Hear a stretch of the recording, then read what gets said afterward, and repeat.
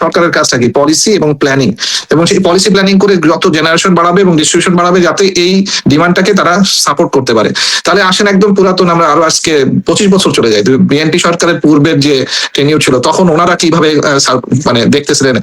তো ওই সময় বিদ্যুতের আসলে উন্নতি কেবল শুরু হয় 2000 সালের দিকে, এবং ওই সময় মানুষের ডিমান্ডটা পিকটা বাড়তে শুরু করে। সেই বাড়ার সময় যেটা হয়ে গেল যে জেনারেশনটা হওয়ার আগে ডিস্ট্রিবিউশন কোম্পানি তৈরি হয়ে গেল। তার মানে হচ্ছে ওই যে যেটা নিয়ে আমাদের খুব ট্রল আছে যে খাম্বা, তো দেখা যায় আপনি খাম্বা আগে বিদ্যুৎ নাই। তো তখন তখন এই জিনিসটা যখন তৈরি হলো, মানে বেসিক্যালি একটা প্ল্যানিং, প্রপার প্ল্যানিং না থাকলে যেটা হয় আমরা খাম্বাটাকে দেখতেছি কিন্তু আমরা জেনারেশনটাকে দেখতে পাইনি। এরপরে আসেন হচ্ছে 2009 সালে যখন হাসিনার গভর্নমেন্ট মানে আওয়ামী লীগ গভর্নমেন্ট সেই প্রথমে যে আইনগত ভাবে দুর্নীতিটা দেখেন, মানে দুর্নীতিটা শুরু করছে এবং আইন দিয়ে তারা আসলে পুরো প্রিপেয়ার হয়ে আসছিল যে এবারে দেশকে বিক্রি করে যতটুকু বিক্রি করা যায়, মানে শেড দরে বিক্রি করতে যদি পারি। তারা একটা কুইক রেন্টাল আইন করলো, কিন্তু আইন ঠিক আছে, একটা কুইক রেন্টাল হবে, খুব দ্রুত বিদ্যুৎ উৎপাদন হবে, এটা ছিল হচ্ছে নাম। কিন্তু নামের পিছনে নিচে যে একটা অংশ ছিল যেটাতে মানুষকে দেখানো হয় না বা মানুষ জানে না বা বোঝে নাই, সেটা হচ্ছে এই আইনের এগেইনস্টে যত কন্ট্রাক্ট করা হবে, যত কিছু করা হবে, এটার জন্য কোনো ধরনের আইনগত ব্যবস্থা আপনি নিতে পারবেন না, এটাকে বলে ইনডেমনিটি। তো কুইক রেন্টালের উপরে যখন ইনডেমনিটি দিয়ে দেওয়া হয়, তার মানে এটার সাথে যত লোক কাজ করবে বিদ্যুৎ বিভাগের, মন্ত্রণালয় বিভাগের, সকলে দুর্নীতি করলে সেই দুর্নীতির কোনো কাউকে জবাবদিহি করতে হবে না। কোন দেশের রাজা বা কোন দেশের এরকম একটা আইন করবে যে আইনে সে দুর্নীতির রাস্তা খুলে দিবে এবং বলবে তোমরা লুটে পুটে খাও, কিন্তু শেখ হাসিনা এটা করেছেন, সেটা কোনো বিচার করা যাবে না, বিচার পাওয়া যায় না। তাহলে দেখেন এখন কুইক রেন্টালের থেকে যদি আমি শুরু করি, 2009 সাল থেকে আমি আপনার আরেকটা টক শোতে আমি বিস্তারিত বলেছিলাম, যেহেতু আমি এই 2024 সালের জুলাই পরবর্তীতে বাংলাদেশের দুদকের সাথে কাজ করেছি, এবং আমি দুদকের হয়ে 2009 থেকে 2025 পর্যন্ত যতগুলো বিদ্যুৎ উৎপাদন কেন্দ্র হয়েছে, যতগুলো ডিস্ট্রিবিউশন হয়েছে, যত কন্ট্রাক্ট হয়েছে, সেই কন্ট্রাক্ট অ্যানালাইসিস করতেছিলাম, যত পেমেন্ট হয়েছে, এবং সেইগুলোকে যখন আমি ওই তথ্যগুলো বিপিডিবি থেকে নিয়ে আসি, এবং ধরেন আরো 5টা জেনারেশন কোম্পানি, যেমন ধরেন সে আশুগঞ্জ পাওয়ার প্ল্যান্ট, তারপর এজিসিবি বলে একটা পাওয়ার প্ল্যান্ট আছে, নর্থ ওয়েস্ট পাওয়ার জেনারেশন আছে, 5টা পাওয়ার জেনারেশন কোম্পানি আছে, এদের যখন সকল তথ্য নিয়ে আসলাম, ভয়াবহ রকমের তথ্য আছে। মানে চুরি তো শুধুমাত্র পুকুর চুরি হয় না, সমুদ্র চুরি হয়েছে। যেমন ধরেন একটা খুব কমনলি একটা প্ল্যাটফর্ম নাম আছে, সেটা হচ্ছে ক্যাপাসিটি পেমেন্টের নামে যে টাকাগুলো নিয়ে আছে। ক্যাপাসিটি পেমেন্টটা শুধু না, আমাদেরকে বুঝতে হবে আসলে এই যে এনার্জি ডিমান্ডটাকে তারা যে দেখালো, ওই সময় যে ডিমান্ডটা ছিল সেই অনুযায়ী পাওয়ার প্ল্যান্ট হবে, এইখানেও তারা একটা বড় রকমের চুরি করা শুরু করলো। মানে চুরিতে করতে হয়েছে কি, তখন দেখেন ওই যে বাসার দারোয়ানও যদি দেখে যে মালিক একটা মানে অবৈধ লোক, মালিক ওই যে অবৈধভাবে টাকা পয়সা বা চুরি করা অর্থ বা ইয়ে নিয়ে এসে রাখে, তাহলে দারোয়ানও একদিন একটা চুরি করার চিন্তা করে। তার মানে হচ্ছে কারাপশনটা হচ্ছে একটার সাথে একটা লিঙ্কড।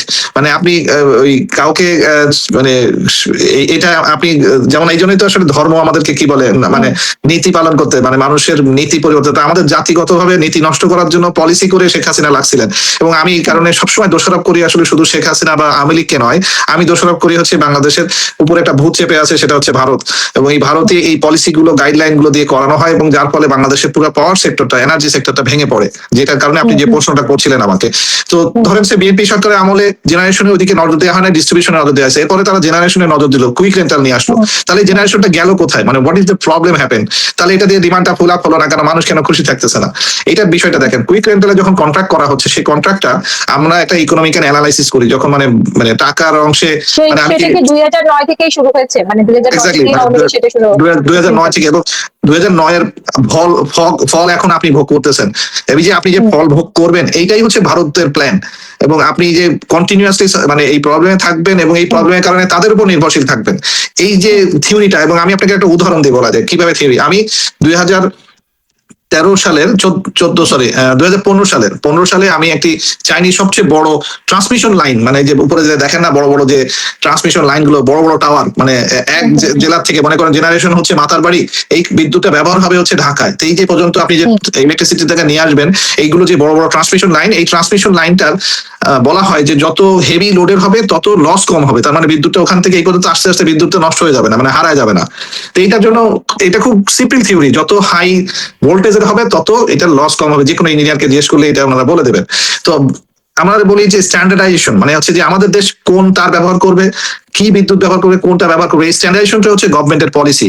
দেখেন এই পলিসি করতে যে পিজিসিবি বলে একটা যে জায়গা আছে, যারা পাওয়ার গ্রিড কোম্পানি, তারা সব ভূত চেপে বসে আছে, সব ভারতবর্ষের লোক। কারণ কি, ওরা বলে দিল ওই সময় থেকে এই 2012-13 থেকে যে আপনাকে 400 ভোল্টের এটা স্ট্যান্ডার্ডাইজেশন করতে হবে। কেন 400টা হচ্ছে বেসিক্যালি ইন্ডিয়ার স্ট্যান্ডার্ডাইজেশন, আর ওয়ারাস এটা থেকে অনেক অ্যাডভান্স লেভেলে চলে গেছে হচ্ছে চায়না, তারা হচ্ছে 765। তো আমি যে কোম্পানিটা নিয়ে আসলাম CNEEC, Chinese national electrical engineering corporation, এই কোম্পানিটাই হচ্ছে চায়নার সবচেয়ে বড় ট্রান্সমিশন লাইন যারা তৈরি করছে। ওরা বাংলাদেশে আমাদের সাথে মিলে একটা ইউআই সাবমিট করলো যে বাংলাদেশে যে মাতার বাড়ি থেকে যে লাইনটা ঢাকা পর্যন্ত আসবে এইটার সকল রকমের ফিজিবিলিটি কনস্ট্রাকশন করে দেবে, কিন্তু ওদের স্ট্যান্ডার্ডাইজেশনে হতে হবে, তার মানে 765 স্ট্যান্ডার্ডাইজেশন হতে হবে।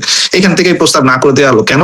কারণ ইন্ডিয়া লবিং চলতেছে। ইন্ডিয়া চায় না যে চায়না রিলেটেড এটা 2015 সালের ঘটনা বলছি আমি। হ্যাঁ, তো এই চিঠি ওই বস্তা পচা হয়ে গেল। এই 3বার ওরা এসে বাংলাদেশে 2017 পর্যন্ত পার্শ্ব করে দিয়ে গেবাম যে না বাংলাদেশের গভর্নমেন্টের সাথে এটা আর করে হবে না। পরবর্তীতে এটাই হয়েছে, কিন্তু সেটা হয়েছে আরেকটা ভিন্ন কারণে, সেটা আমি পরে বলছি। কিন্তু ওই চাইনিজ কোম্পানির সাথে হয় না। 2017 সাল থেকেই তো প্রিপেড মানে মিটারের একটা ইউজ শুরু হয়েছিল, মানে ওটাও তো ভারতের সাথেই চুক্তি হয়েছিল। ওইটা একটা আলাদা জিনিস, ওইটা আমি আরেকটা স্টোরিতে আপনাকে পড়ে যাচ্ছি, আমি এটা শেষ করি। মানে দেখেন স্ট্যান্ডার্ডাইজেশনটা কি ধরনের এফেক্ট ফলে দেখেন। তাহলে কি ধরো যে আপনাকে 400 মেগাওয়াটের জন্য বাংলাদেশ লোন নিল এডিবির কাছ থেকে, কিন্তু বিদ্যুৎ নিয়ে আসবে ইন্ডিয়ার কাছ থেকে। এই তার লাইন খুঁটি সাবস্টেশন যত খরচ বাংলাদেশ গভর্নমেন্ট দিবে, শুধু বিদ্যুৎ কিনবে ইন্ডিয়া থেকে। দুইটা লাইন টানা হলো, একটা আছে মানে আগরতলার দিক থেকে, আর একটা হচ্ছে এই যে পঞ্চগড়ের দিক থেকে।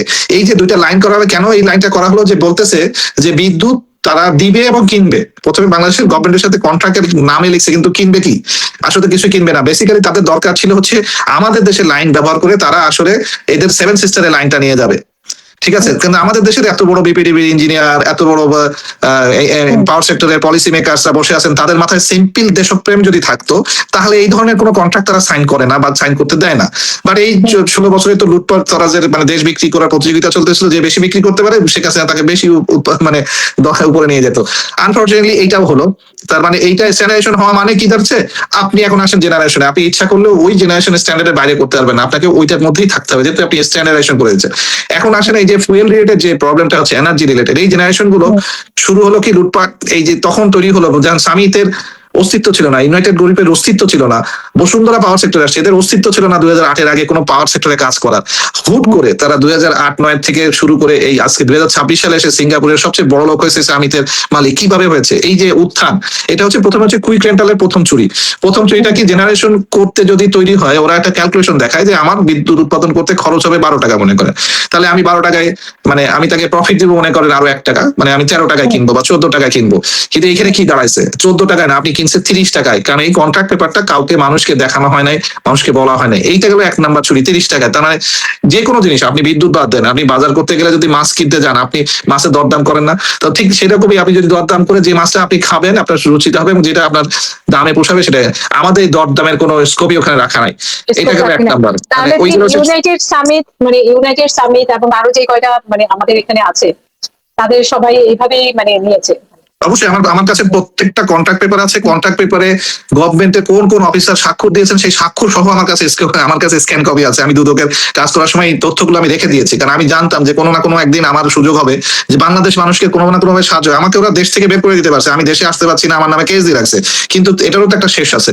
আজকে সেনাবাহিনীর প্রধান হয়তো বা তাদেরকে হেল্প করছে বিধায় বা ওনারা এই মানে এই কাজগুলো করতে পারছেন, কিন্তু আমি যদি ব্যক্তি হিসেবে আমি ফাইট দেওয়ার চেষ্টা করছি, বাট আমি তো ব্যক্তি, আমি তো এত ফাইট দিয়ে পারবো না, বাট আমি চেষ্টা করে গেছি। তবে আমার কাছে তথ্য আছে, আমি চ্যালেঞ্জ করতেছি যে আমি আপনাকে যা বলতেছি তার এগেইনস্টে আমার প্রত্যেকটা আমলনামা আমার কাছে আছে, যে কিভাবে দেখেন কন্ট্রাক্ট আমি তখনকার আমলে দেখাই দিব যে তেলের দাম কত, মানে ওই কনস্ট্রাকশনে খরচ হয়েছে কত। যেমন তারা কি করেছে দেখেন, যে ইঞ্জিন দিয়ে জেনারেশন করবে, মানে যে ইঞ্জিনটা, এই ইঞ্জিনটা বলা ছিল কন্ট্রাক্টে যে আপনাকে নতুন ইঞ্জিন দিতে হবে। কেন নতুন ইঞ্জিন? কেন? তাতে আপনার লস কম হবে। কিন্তু এরা কি করছে, চায়নার ধরেন আরো 30 বছর আগে যে সকল মানে পাওয়ার প্ল্যান্ট তৈরি হয়েছে ওই ইঞ্জিন গুলো তারা ফেলে দিচ্ছে সারা পৃথিবীতে, কোরিয়াতে বা কোথাও অন্য জায়গায়।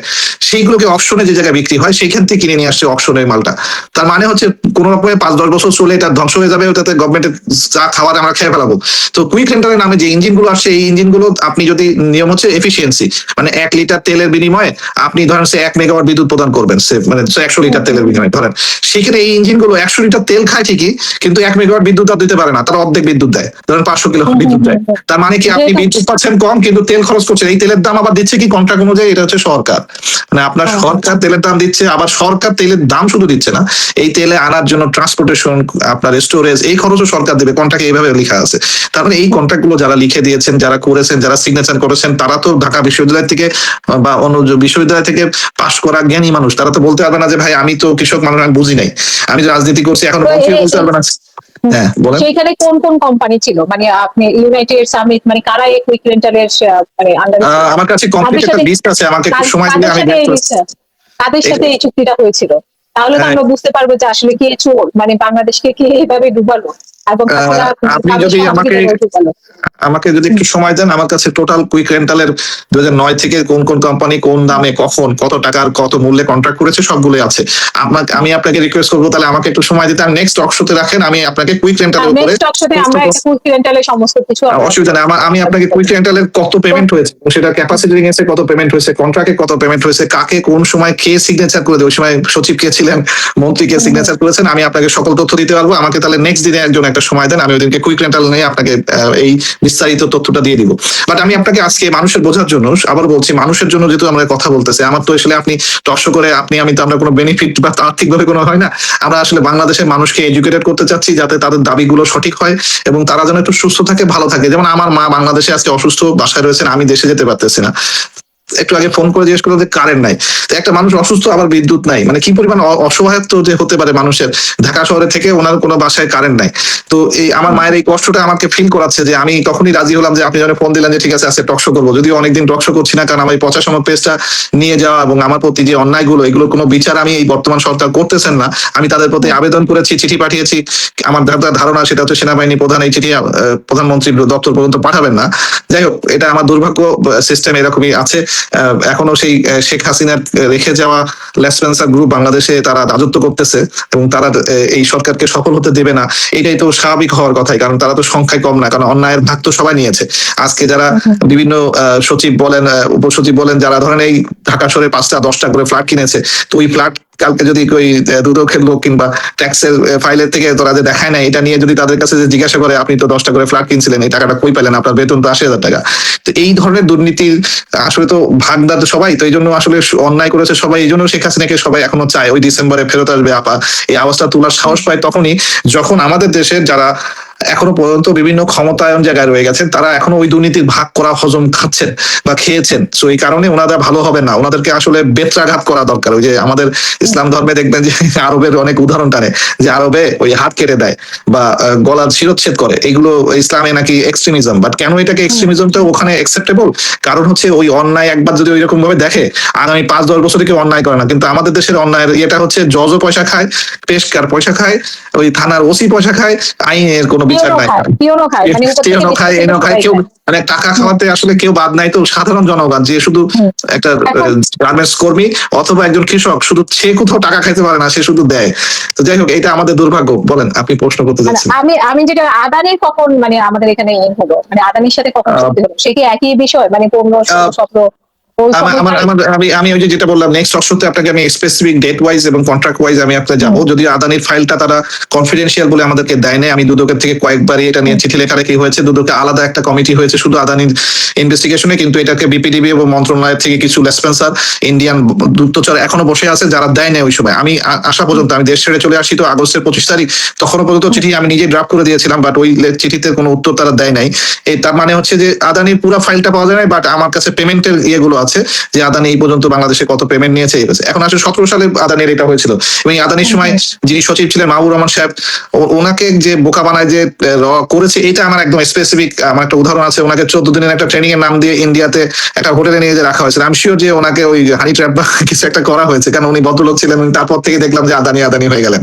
তো এইগুলো বাংলাদেশে তো আমার চোখে দেখা, এবং এগুলো কে করতেন? ওই যে বোরাক টাওয়ারে একটা অফিস আছে, মানে বোরাক পাওয়ারের, ওইখানে একজন অফিসার রাখা আছে যে হচ্ছে এই ইন্ডিয়ান আদানির অফিসের যে মানে বেসিক্যালি বাংলাদেশের লিয়াজো, এই ভদ্রলোকের কাজই হচ্ছে হানি ট্র্যাপ করা, মানে বিভিন্ন পাওয়ার সেক্টরের বিভিন্ন সচিব এদের সারাদিন ওই সাথে ওদের অফিসে বসে থাকে, আর এদেরকে একটা যে ফ্ল্যাট নিয়ে আসে বোরাকটারের মধ্যে ওর মধ্যে ঢোকায় একটা করে ট্র্যাপিং করে বের করে দেয়। তারপর থেকে দেখি যে এরা এই সচিব গুলো সব তার পিছনে পিছনে দৌড়ায়, কারণ তার তখন আর কিছু করার থাকে না, তাদেরকে ওই টাকার অঙ্কে বা কিছু একটা ট্র্যাপিং এর মধ্যে ফেলে দেয়।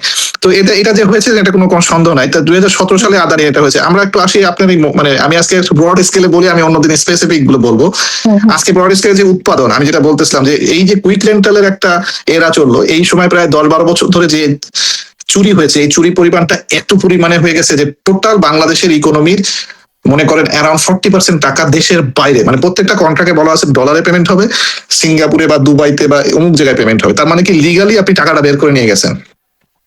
এই যে পদ্ধতিটা সাইন করছে, এটার জন্য ফাঁসি হওয়া উচিত প্রথম হচ্ছে বিদ্যুৎ সচিবের, প্রথম ফাঁসি হওয়া উচিত হচ্ছে বিদ্যুৎ ওই সময়কার মন্ত্রীর, প্রথম ফাঁসি হওয়া উচিত হচ্ছে যারা এই কন্ট্রাক্টে প্রত্যেকে সাইন করছে, এদের ফাঁসি হওয়া উচিত।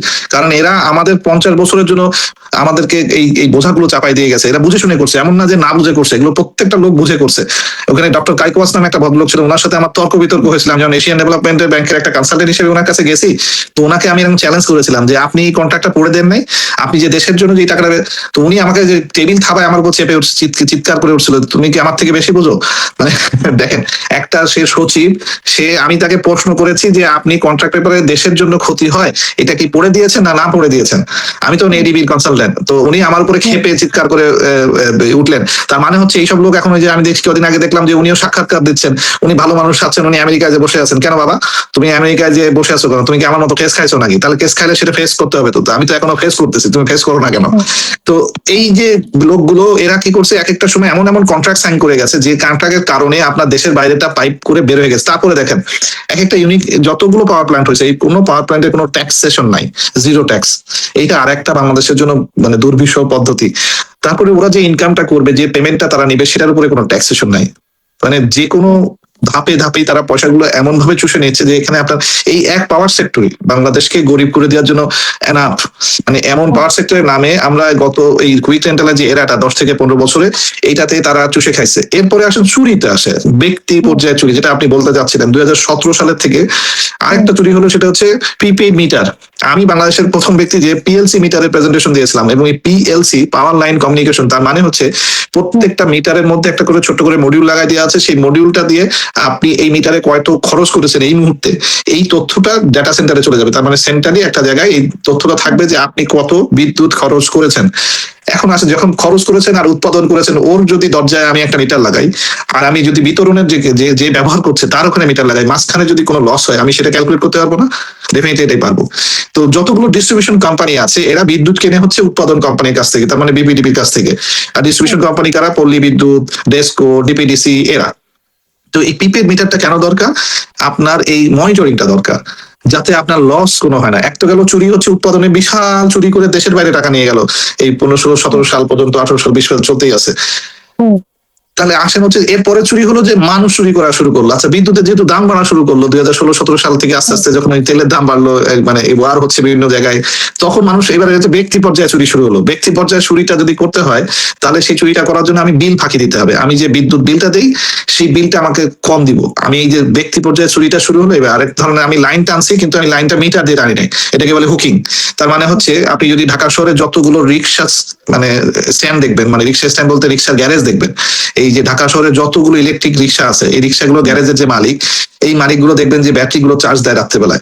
তাদের দুইটা করে লাইন, একটা হচ্ছে দেখানো লাইন, যেটা মিটার দিয়ে রাখছে, ওই মিটারে বিল হয় মনে করেন নমিনাল একটা বিল হয়, আর একটা সুরির লাইন, যেটা কোনো মিটার নাই, সরাসরি কারেন্টের লাইন থেকে। তাহলে এই লাইনটা যে দিচ্ছে, ওই বিলটা তাদের দিতে হয়, চুরির লাইন ওই বিলটা পায় না। না না না না, এটা টাকা পায়। আপনি মনে করেন না যে এটা চোখে দালালে আছে, এটা চোখে দালালে, চোখে যার দেখার দরকার সে দেখতেছে। যেমন ধরেন ওই লাইনম্যান আছে ওখানকার, একটা মানে পল্লী বিদ্যুৎ বা ডেস্কো বা ডিপিডিসির এক লাইনম্যানের আপনি ঢাকা শহরে 5-7টা ফ্ল্যাট পাবেন আল্লাহর হস্তে। মানে এরা, আমি সারা জীবন এত পড়াশোনা করে, এত জ্ঞান খরচ করে যা ইনকাম করি, ও আমার থেকে মনে করেন 100 গুণ বেশি ইনকাম করে ফেলছে, শুধুমাত্র 2 নম্বরই করে। এবং এই জালিয়াতি করে, এবং মানুষের এই চুরি করতে করতে মানুষের কোন পর্যায়ে নিয়ে গেছে। আজকে মানুষের ঘরের পুঁজি খরচ হয়ে যাচ্ছে, মানুষের বিদ্যুৎ নাই, এ নাই, বাট আমরা সরকারকে গালি দিচ্ছি। কিন্তু সরকারের গালি দিলে কি হবে? আমরা মানুষও তো খারাপ, আমরা ব্যক্তিগতভাবে তো খারাপ। আমরা চুরি তো এগুলো দেখি, এটা কি পাড়ার লোক যে কমিশনার, সে দেখে না যে এখানে একটা হুকিং করে, এটা যে চুরি করে কিরকম, যে রিক্সাওয়ালা যে ওখানে লাইনটা নেয়, সে কি বোঝে না যে আমি রাত্রেবেলায় এত বড় একটা ব্যাটারি চার্জ দিলাম, আমি দিলাম মাত্র হচ্ছে 20 টাকা। এটা 20 টাকায় হয় না, এটা মিনিমাম এটার দাম হচ্ছে অরিজিনালি 200 টাকা, কিন্তু আমি তো 20 টাকা দিয়ে পার পেয়ে যাচ্ছি বা 50 টাকা দিয়ে পার পেয়ে যাচ্ছি, তো সেও তো চুরির ভাগিদার। তো এরপরে আসলে ওই যে ওই কিন্তু ওই তার কম অঞ্চলে দিতে হচ্ছে, আর যেই হ্যাঁ। পাচ্ছে টাকাটা সেই পুরোটাই পাচ্ছে। না না, এখানে ভাগাভাগিটা কিভাবে হয়, লাইনম্যান ওদেরকে আলাদা ওইটার চুরির জন্য একটা চার্জ করে, একটা ফিক্স চার্জ করে। মনে করেন একটা গ্যারেজে থেকে সে মাসে 30,000 টাকা নেয়, ধরেন সেই গ্যারেজে 20টা রিক্সা আছে, এই 20টা রিক্সা যেহেতু 30 দিন চার্জ হয়, সে তো ওখানে 30,000 টাকা তোলে। এই 30,000 টাকা সে তার ইঞ্জিনিয়ারকে দেয়, ওই ইঞ্জিনিয়ার তার আবার খুশি করার জন্য তার উপরের এমডি পর্যন্ত কিছু টাকা দেয়, এমডি আবার ওখানে খুশি করার জন্য মন্ত্রণালয়ে কিছু টাকা দেয়, মন্ত্রণালয়ে কিছু টাকা আবার ওই মানে মন্ত্রী সাহেবকে পৌঁছায় দেয়। এই যে একটা চেইন, এই যে চুরির চেইন, এটা কিন্তু শুরু হয় হচ্ছে ওই এক রিক্সাওয়ালার ওইখান থেকে। তার মানে হচ্ছে আমাদের চুরিটা যদি ধরতে হয় তাহলে একটা সিস্টেম জেনারেট করতে হবে, যেটা আপনি কোথায় চুরি হচ্ছে এটা আপনি দেখতে পাবেন।